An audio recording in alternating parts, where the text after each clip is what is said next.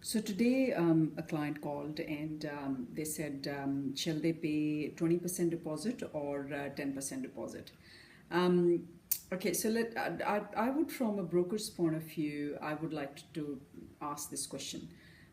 First of all, it's a very, very important question actually. First of all, whether you're buying an investment property or you're buying an owner-occupied property. Reason being, I can understand that yes, people would like to keep some cash handy and they would like to pay less deposit. But if you can, for owner-occupied property, I would say that it's preferred that you pay 20% if you have and you can afford it. On the other hand, if it's an investment property, I don't mind if you pay only 10% deposit. Reason being, there are a couple of reasons behind that.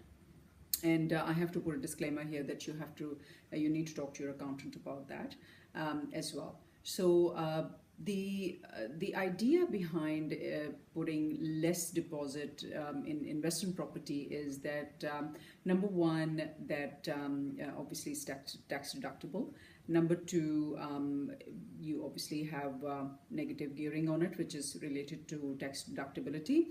And also people would like to let the investment property grow automatically by default and just let the rent pay the repayments, and they don't want to make it heavy on their pockets to pay the investment property. So it's a good idea that if you want to save the cash, if you want to keep the cash, then you pay less on investment and more on owner-occupied debt, especially here in Australia because of the taxation purposes.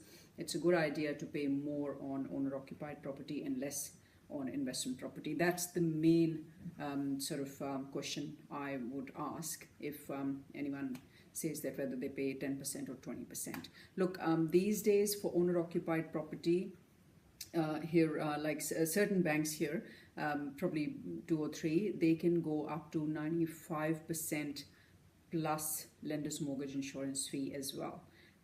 For investment properties, most of the lenders have actually reduced it to 80%, but we still have a couple, because we deal with 50 different lenders. So we have a couple of lenders who can do 90% on investment. I have one lender actually who can do 95% also on investment property, but their product is way too expensive. So I would say that avoid that and go for 90% for investment property if you want to save your cash.